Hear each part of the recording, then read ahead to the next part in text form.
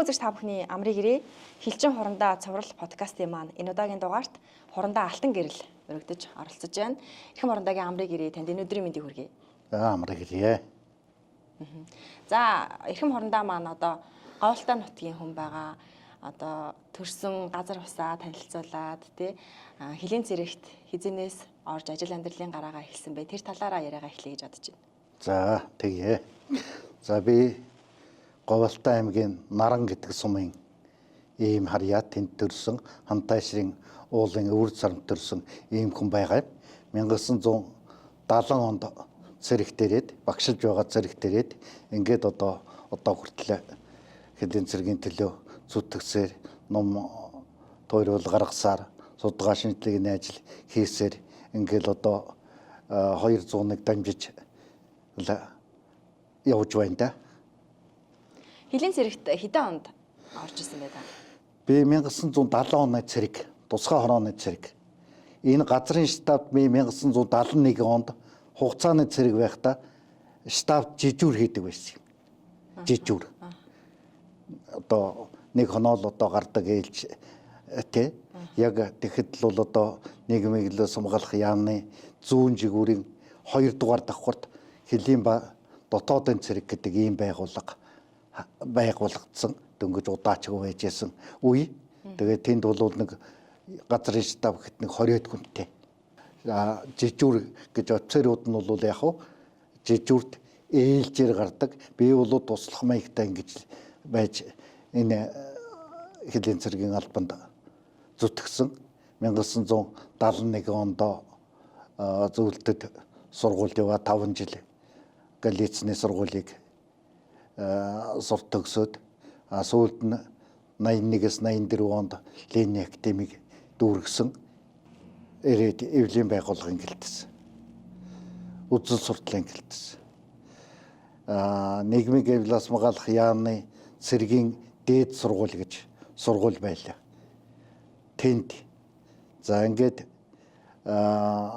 Хилийн 5 дугаар отроод улс төрийн гэлтсийн дарга Хилийн цэргийн 051-р ангид улс төрийн орлогч. За тэгээд одоо ЗДС генералын тэр улсын Хилийн төгс судлалын секторын дарга гэдэг ажлыг бол маш олон жил ингэж л хийгээл тэрнээсээ тэтгэврт гарсан ийм л юм байгаа. Маш олон бас тийм ном судалгааны ажлууд хийж хэвлэж гаргаж одоо хилчдийнхаа болоод ард иргэдийн тийм сонрыг мэлаасан шүү дээ. Энэ судалгааныхаа талаар яриул. Би төгсч ирээд одоо залуучуудын байгууллагад ажилласан. Залуучуудын байгууллагын даргын үүрэг гүйцэтгэгч. Одоо дарга юунд өвчний акт аваад ингээ гарчихсан тэслэг цолтой. Ийм байхасаа л одоо тэр ном дэвтэртээ хүмүүсийг нөхөрлөх, өөрөө нөхөрлөхөөс гадна өөрөө бол би яг ер нь ном дэвтэр дуртай ийм л хүүхэд байхасаа л ийм хүн байж л дээ. Тэгээд тэр цагта бол нэг Хилийн цэрэгт нэг 2 чухал ажлыг дэвшүүл тавьж тэрнийг их хэрэгжүүлсэн байдаг. Номын нөхөр болгох. Номын нөхөр болгох. Хүн бүхнийг номын нөхөр болгохын тулд одоо заставт ном хуваарлдаг, тэрнийг уншуулдаг, тэгээд одоо нацаг дор тэмдгийн болцол хангадаг, тэрний одоо тэмдэг бусад одоо үнэлэхээр баталгаажуулдаг ийм байлаа. Энэ бол зайлшгүй шаардлагатай ийм зүйл байсан. Тэр үеийн хүмүүс бол бас нэлээд гэгэрсэн баха гэж ойлгодог. Тэр үед 2 хорыг жигшээ гэдэг хөдөлгөөнийг бол энэ Хилийн цэргийн хэмжээнд өрнүүлж 2 хор бол ойлгомжтой арх тамиг 2. Энэнийг бол бас нэлээд одоо асуудал болгоод тавьж ингэж яаж яасан.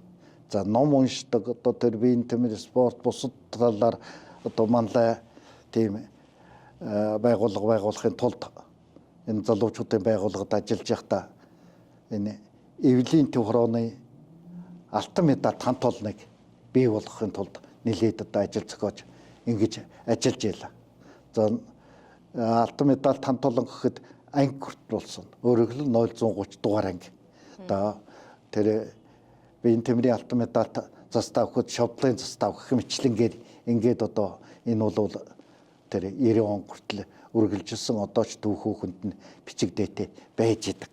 За миний хувьд бол одоо энэ Цэдийн иш ухаан ажлыг авсан цагаас хойш судалгааны юм дээр бол бас нэлийн хүчтэй орсон гэх юм уу та.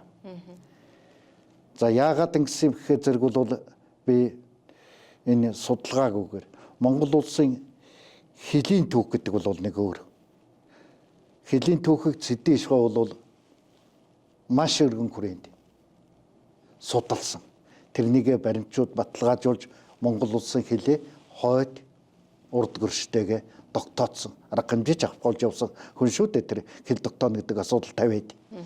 За тэгвэл хэл хамгаалтын түүх гэдэг асуудал бол ер нь Цэдийн иш ухаас өөрийн тавьсан боловч тэр цааш нь бас хөгжүүлэх шаардлага бол байсан. Энэний талаар би бас нэлийн ажил хийсэн гэж хэлж болно доо. За миний хувьд л одоо тэр зөвхөн тэр хэл хамгаалтын түүхийн өчүүхэн жижиг хэсгийг л мэдэх судлах төдий одоо ч оролцсоор байгаа юм л одоо нэг хүлтэй. Яагаад? Жишээлбэл Манжи үед чинь бол хамгийн гол алба бол энэ хойд хэлний асуудал байж. Баян хэлгийн нутгаас хахгуулаад одоо энэ сэлэнг дорнод энэ хүртэлх энэ юунд чинь бүгд одоо ингээд хэдий харуул суудсан. Тэр хэлийг харуулчаад асар их үүрэг гүйцэтгсэн. Асар их үүрэг гүйцэтгсэн. Яагаад? Ямар үүрэг гүйцэтгсэн гэдэг бол бас судалгааны асар их нарийн юм хэрэгтэй байгаа юм. Энэ судалгаагүй байна. Дор хаяжл одоо ганцхан жишээг хэлэхдээ 1921 оны ардын хувьсгал. Ардын хувьсгалын үйл хэрэгт тэр одоо гамин цагааныг их нутгаасаа хөөх тэрнийг устгах тэр нөгөө хэлчид чинь үүрэг гүйцэтгэж байсан. За тэрний одоо заста харуулын дарга Данжилсрын гэдэг хүн одоогийн улсын их хурлын дарга гэх юм уу парламентын анхны дарга шүү дээ. Тэр хүний ухаан хангар морь бол хэний унаа болсон байх жишээ. Сүхбаатар жинжний. Тэгэхээр зэрэг хэлчид бол асар их үүрэг гүйцэтгэсэн тэр үеийн хэлчид. Тэгээ энэ бол 1924 он хүртэл Нутгийн захиргааны дүрм гартал үргэлжилж байгаа. Цаашаа нөгөө хөлийн хамгаалт чинь юунд дотоодыг хамгаалахад нэг шилжээд, орон нутагт шилжээд, айрамж шилжээд. Ингээд 1933-аас 37 оны хооронд одоо Монголын өмнөд хөлийн цэргийн бүхэл мэдэлд шилжсэн. Энэ шилжсэн шилжилтээс хойш нэг жаахан судалгаа янз бүрийн юм бас нэлийн урагшилсан гэж хэлж болох юм. Ингээд одоо энэ миний саяын заасан ондарааллын энэ юугаар маш их сайн судалж ялангуяа тэр орхигдсон, гээгдсэн энэ түүхийг бол гаргаж ирэх асуудал чухал байгаа юм. За миний хувьд бол яг хуу энд нэг нийтдээ хэдийн цэргийн талаар, хэл хамгаалтын талаар бол нэлээд олон юм хийсэн. Одоо Алдарт Төдөв, Цэдийн иш ухаан, Далай гэж актинч мундаг хүн байлаа шүү дээ. Тэр хүмүүс Арвай генерал эднэрийг оролцуулаад Монгол улсын хэлчний тайлбар толгиж ийм одоо ном гаргасан л да. Тэр бол үнэн чанартай зүгээр би Учили шагтынд үдсэн тэр одоо онлынхоо судалж ийсэн юм олж авсан юм нэгтгэж гаргасан. Өөрөглөө тэрнийг маш сайн уншаад судлаад ингээд одоо амьдралд хэрэгжүүлчих юм бол тухайн үеийн актийн төгссөнтэй дүүцгүүсээр л ийм материал болсон юм байгаа. Тэрнийг төдүүгээ асар их өндөр үнэлж ийсэн л да. Тухайн үед энэ Алтан гэрэл бол үнэхээр чамбаа юм хийж гээд далсны дээрээ бичиж ингэж л одоо бас урам өгчээлээ. За ингээд хөлийн цэргийн талаар бол олон юм хийсэн. Нэлийн олон номууд тэр гаргасан. За нийтдээ бол би редакцентайгаа нийлээд нэг 100-аад ном гаргажээ. 60 гаруй нь бол одоо миний оролцсон. Тийм одоо бичсэн, дагнсан байна, хамтарсан юм байна. Ийм ном бийлдэ. Дор хаяжл гэхэд би нэг 10 кг ном Монгол 999 гэдэг номыг одоо энэ Ардын армийн нэгэн жилийн төгсөлтийн залуучуудтай хамтраад одоо гаргасан. Тэр бол одоо Монголын түүх, Монголын зурган музей болохоор юм байх юм гэсэн 2007 онд гаргасан. Гэх мэтлэнгээр одоо ингээл яаж вэ? За хамгийн сүүлд гэхэд л одоо хилийн цэрэгтэй холбоотой гэхэд чинь энэ алхын голын дайм ба Монголын гэлчтэд нэг ном гаргасан. Тэр бол бас одоо энэ тухайн үед үүрэг гүйцэтгэгчээс улсууд тэр алхын голын дайм болоогүй гэж хэлждэг улсууд бол маш их чухал материал болох юм байна. Энэ хойдхэлд үүрэг гүйцэтгэгчээс 3 гүлчний тухай нэг ном авхиа гойтой хамтраад гаргасан л да. Тэгээд тэрнийг гүнзгийрүүлээд би бас бичсэн л байж байна. Тэгээд тэрнийг одоо гаргачих юм бол энэ хойдхэлд болоод ирнэ хэл хамгаалтын төвхөнд бас чухал материал болох болоо гэж бодож байна. Одоо чөлөөлөх дайны ой болно шүү дээ. Энэ чөлөөлөх дайнд Монголын хэлчихэд бол онцгой үүрэг гүйцэтгсэн юм. Онцгой. Тэр онцгой үүрэг гүйцэтгсэнийг манайх гаргах хэрэгтэй, хэлийн зэрэг гаргах хэрэгтэй. 18 онд энэ баруун хэлийн бүхэл одоо юмудаа цуглуулж эмгтгэж ингэж яагаад 3 бат гаргасан. 3 бат. Тэрнээс илүү гарах юм бол одоохондоо бас байхгүй хаа гэж бодож байгаа. Яагаад гэхээр би тэнд одоо баруун хэлийн тэр тулгаралт байлдааны ой гэдэг юм бол гээгдсэн байсан 1988 онд тэнд ажиллаж байсан улс төрийн элчийн дарга гэдэг албан тушаалд байж байхдаа санаачилж ховдын үеийн ч тий булганд байсан юм. Тий тэнд анх тэр гээгдсэн түүхийг сэргээж ойгийн тэмдэглэж хүмүүсийг аваачиж за нийтдээ бол би хэлийн дагуу бол нэг 20-од хөшөө дурсгалыг санаачлан босгуулсан байдгийг. Тэр санаачилт гэсэн тэнд хөшөө дурсгал жишээлбэл байдгийн тэр юун дээр бол нэг 6 машин аддартаа чулуучулж иж хөшөө дурсгал хөшөө босгож ингэж байлаа да. Гэх мэтлэнгээр одоо энэ Монгол улсын хэлчдийн баатарлаг түүхийг сэргээх тэднийг хойч үедээ үнэн зөвөөр нь үлдээхэд одоо бас чадах чинээгээр оролцож тусалж явна гэж өөрийгөө ойлгоод байгаа шүү дээ. Юу гэдэм ч юм доо хүмүүс юу гэж үнэлдэг үү мэд. Ийм юм байгаа. Би бол хэлчдгийг л их өмөрсөн хүн. Хэлчдгийг өмөрөөд одоо тэр тухайн үед сайд нарын зөвлөлийн дарга байжсэн содом гойч бас өгүүлж асуудал шийдвүүлж 5 дугаар отруудынхаа клубыг орон сууц энэ зүрийнтэй бариулах зөвшөөрөл авчихчил явлаа. Энэ бол гिचдийхээ төлөөлөл хийсэн ийм үйлс байх. Ерөнхий сайд жасраад бас л одоо энэ одоо байдал их хэцэгтэй эдрэхтэй үед энэ хэлийн цэргийн талаар арга хэмжээ аваач одоо энэ Чингис хааны үед дөрвөн нохой энэ асар их өөрөг гүйцэтгсэн энэ хэлчид чинь одоо энэ Монгол улсын чинь яг тэр нууц товчоогоор ярих юм бол нохой юм шүү. Энэ нохойныхаа талаар яагаач одоо Монгол улс одоо энэ хэлчдийн талаар тодорхой арга хэмжээ авахгүй болохгүй нэ гэж чинь 90 жасраагаа ерөнхий сайд байсан үед л дээ. Одоо ноён байвгүй зарцаа тэжээ нойртой байвгүй нохойгоо тэжээ гэдэг ийм үгийг хүртэл бас хэлж антин хүнд бас энэ зүрээ шүүмжлүүлж ингэж л явлаа. Одоогийн тэний 130 дугаар анги. Та хэдэн жил ажиллаж ирсэн? Улс төрийн орлогчоор нь ажиллаж ирсэн. Би 4 жил ажилласан. Тэр улс төрийн хэлтс гэж байсан.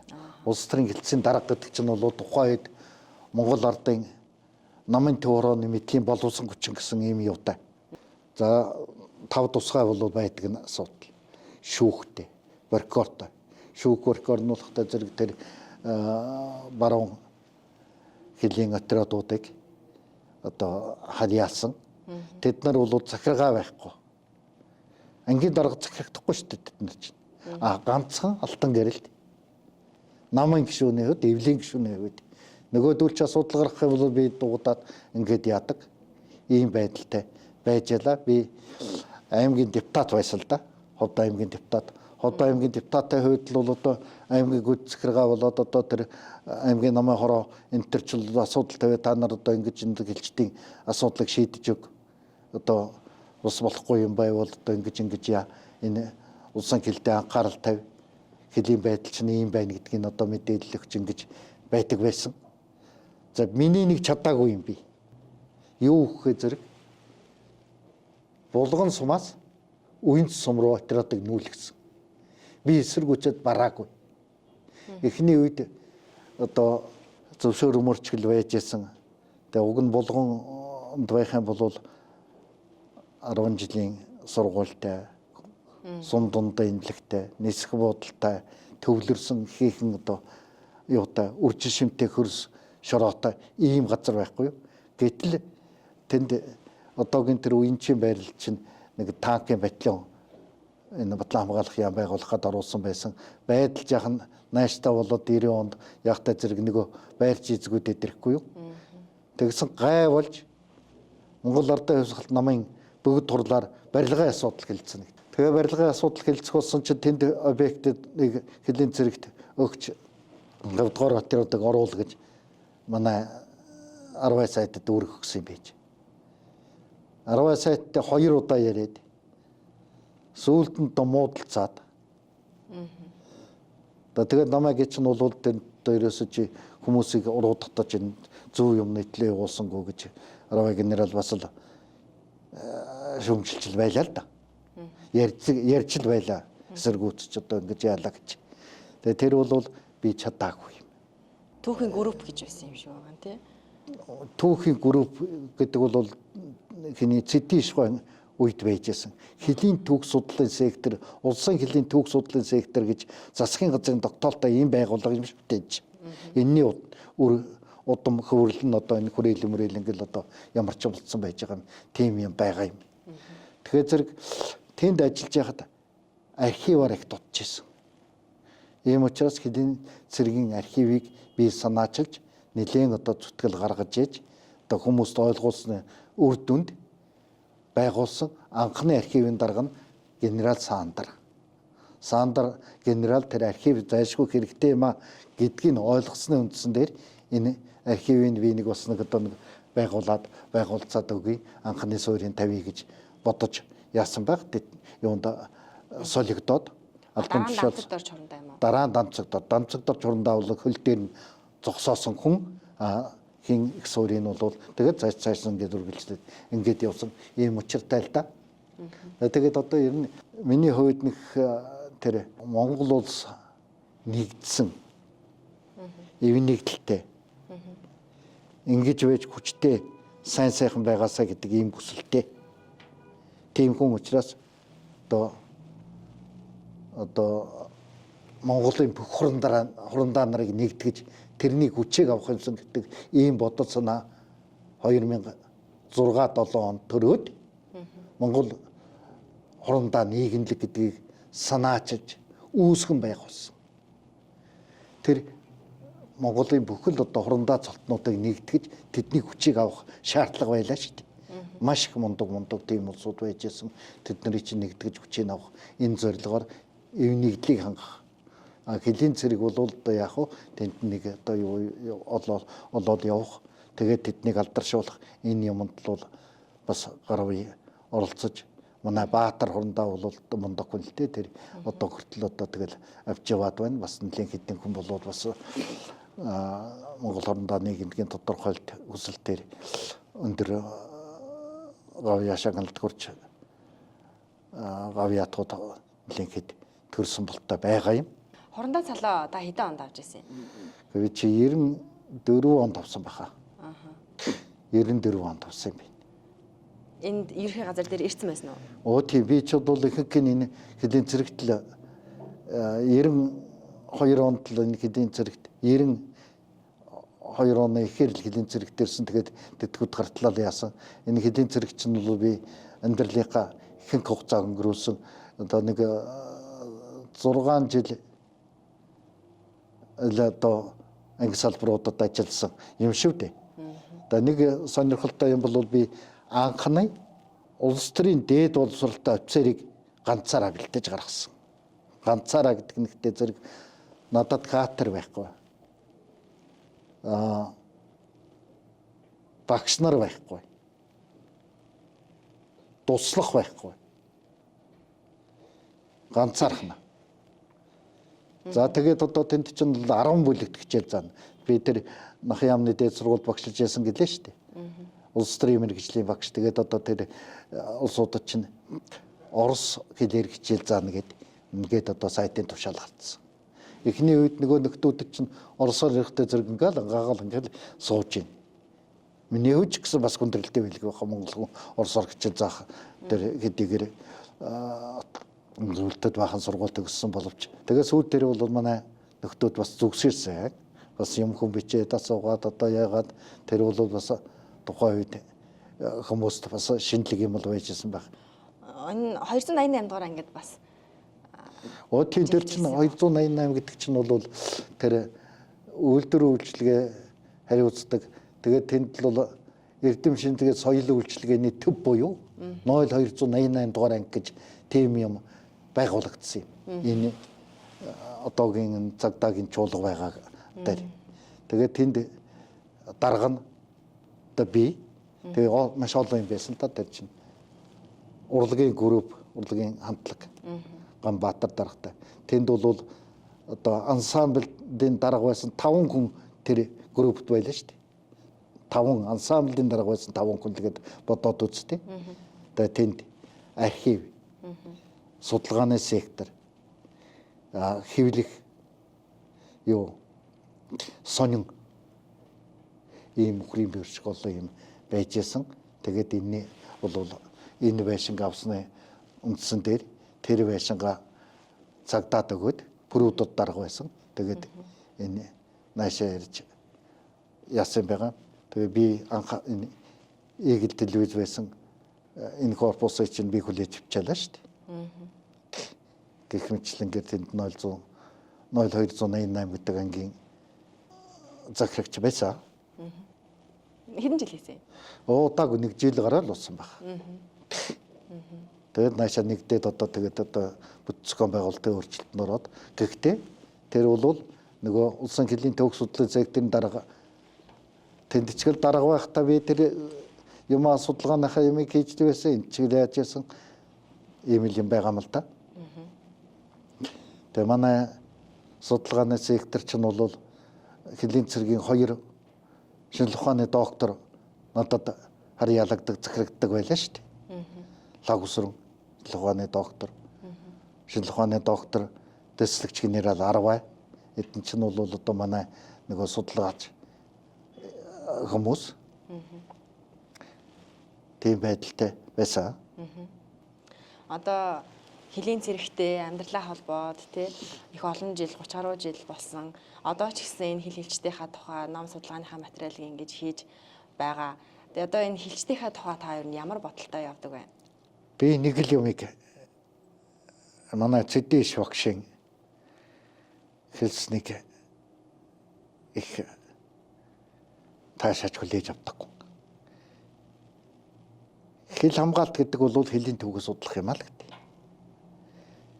Хил хамгаалт гэдэг бол нэг хамгаалт нь бол хилийн төвөгч юм шүү л гэж. Хил хамгаалтын төвөгч юм шүү. Тэгэхээр зэрэг Монголын хэлчид ёстой тэр одоо ерөөсө хилийн цэрэгт ажиллаж байгаа одоо үйлчлэгчээс нахгуулаад дээд хамгааллагчаа хүртэл энэ хилийн төвхийг маш сайн судлаасан. Энэ бол Монгол улсын газар нутаг, газар шороог хамгаалж ирсэн Ахмад үеийн бидний үеийн хойш хамгаалах үеийн одоо баатарлаг түүх юм шүү. Энийг одоо ерөөсөө мэдээсэй л гэж боддоо. Энэ дээр бол бас л одоо юм хийх хэрэгтэй байгаа юм шиг байгаа юм. Музейг, архива одоо тэр одоо судалгааныхаа үйл ажиллагааг хил хамгаалтынхаа юм руу их чиглүүлж хийгээсэй түрүүн би бас нэг хэллээ шүү дээ. Тэн дээр одоо нэг энэ уцрагдаад гээгдээд байгаа түүх ийм л юмыг одоо яах юм бол тэгээд одоо өөрөөс чинь л одоо үеийнхэн ч насуун хөөе мөнгө гэрлээ. Тэр одоо баруун гэлд юу болж ирсэн бэ? Тэр одоо үний юм удлаа юм уу? Тэр нэг кино гарцсан байлээ, балаа кино гарцсан. Чи тэрнийг үзв үү гэв. Тэгэхээр зэрэг чинь тэрнийг хариулахын тулд, мэдхийн тулд ийм учиртай ингэж яасан түүх ингэж гуйсан байна. Энэ нь буруу гэдгийг л ярих хэрэгтэй байхгүй юу? Тэгээд жишээлбэл одоо тэр миний нэг номоор Улаан зургуус гэдэг нэг кино хийсэн юм л да. Тэгээд сүүлд нь бол одоо ямар жим гинэ хэлгүй жим энэ төр гэдэг одоо ингээ гуйвуулсан одоо түүхийг гуйвуулсан түүхэн кино гэдэг ингэж яаж болохгүй шүү дээ. Энийн чинь бол хэлчитлээ эсэргүүцэж хэлчитэл тайлбарлаж хэлчитэл зөв зонд нь оруулаж энэ хойч үедээ үлдээхгүй болохгүй. Манай хэлчид тэн дээр одоо анхаараас одоо 90 оноос өмнөхтэй адилгүй байна. Үнэхээр 90 оноос өмнөх хэлчид бол үнэхээр хүнд нөхцөлд амьдарч байсан шүү. Хол орон нутгаас хол хөндөй зөвхөн хэдэн борц хэрэгтэй тэнд өнөөдөр хэдэн гэдгийг мэддэггүй хэд өдөр гэдгийг мэддэггүй үүрэг гүйцэтгэхэд мэддэг ийм л байсан шүү дээ. Хятад бол дайсган үйл ажиллагаа явуулж ирсэн. Дайсны байдалтай. Тэгээд 90 оноос өмнөх баримтчгийн үзэгтэй зэрэг бол нин тодорхой болно. Хорлон сүйдэх, тагнан дурших. Тэр гүтгэх, гүжирдэх энэ бүх юм хийж л байсан шүү дээ. Хятадын коммунист ном, хятадын үйл ажиллагаа ингэж л идэвхжиж байж исэн байгаа. Тэгэл одоо ердөө багны хэдийн шугамаас нэг алхам цаана гарахын бол буудуулна. Хятадч гэсэн адилхан манайд бас буудуулаад ингээд өгсөн хатсан. Тэр одоо асуудал шал өөрөөр хэрэгжсэн ийм юмнууд зөндөө бий. Тэгэхдээ зэрэг энэ үеийн хэлчдгийг бол бас төр засаг гэж яахан тийм хайнгад бол хайдсан юм шиг байгаа. Тэтгэр нэхэхэд баг. Тэгээд одоо хаягдсан, гээгдсэн өдөө хүмүүс нь охирдсон. Ингээд одоо нэг тэтгэр догтоогоод сайн л бол одоо нэг энэ одоогийн гарч байгаа хүмүүсийн тэтгэврийн талтай тэнцвэртэй тэтгэвртэй л байж байгаа. Тэр одоо Монгол улсын хэлийг ариун дархан байлгана гэдэг бол мэдлэг хэрэгтэй. Жишээлбэл одоо манай хэлчид мэдлэгээрээ тэр хэлинкээ түүхийн мэдлэгээр хэл хамгаалтынхаа түүхийн мэдлэгээр хоёр юм байгаа юм шүү дээ. Энийг л одоо ноёлох хэрэгтэй байна. Жишээлбэл өнгөрсөн жил Халахын голын ялалтын ой тэмдэглэл өнгөрлөө шүү дээ. Тэгэхэд одоо сүрхий генерал нэр байжсэн, сайд байсан, дарга байсан, эрдэмтэн судлаач байсан гэсэн улсууд бас арайчтай гэмээр буруу зөрүү юм хэлийн түүх, хэл хамгаалтын түүхтэй холбоотой юм яриад байгаа юм. Тогтцсон байжсэн хэлстэй юм чинь 1734 онд юуны Цэцэн хаан Чойжу одоо баргын бүгдийн даргатай хэл тогтоогол баталгаажуулчихсан ийм л хэл байгаа юм. Тэрнийг л хамгаалж ярих хэрэгтэй байхгүй. Өөр юу ярьдیں۔ Монгол улс чинь 1911 онд одоо Богдхаант Монгол улсаа зарлан тугахлаад байгуулсан шүү дээ. Тэр үеийн баримт, тэр үеийн юм чинь үгүй чинь одоо Монголоо хамгаалахын тулд статус нь биш байсан. Энд чинь олон улс хүлээн зөвшөөрөв. Тэр ямар хамаатай тэрүүгээр л ярьж явах хэрэгтэй байхгүй. Ингэж ярьж байгаа хүмүүс бол элэг дог. Монголын хэлчдэр нэг өстой тарихынд нь зүрхэнд нь ортол тайлбарж ярьж өгөх хэрэгтэй юм аа л гэж би ойлгож байгаа. За баярлалаа хурандаа. Энэ удаагийн подкастт маань өргөдөж ирж ярилцсан гэж баярлалаа. За танд эрүүл энх аз жаргал хамгийн сайн сайхан бүхнийг хүсье. За хэлчихдээ сайн сайхныг хүсье. Одоо хэлэн тайван, хэлийн тэнгэрэн цэлмэг хүмүүс нь өөдрөг чахгаатай энэ улс их орондоо эхийг бүтээхийн үлзийтэй өрөөлийг өргөн дэвшүүлье. За маш их баярлалаа. За баярлалаа. За хэлжин хурандаа цуврал подкастын маань энэ удаагийн дагавар инх өндөрлөж байна. Анхаарлаа хандуулсанд баярлалаа.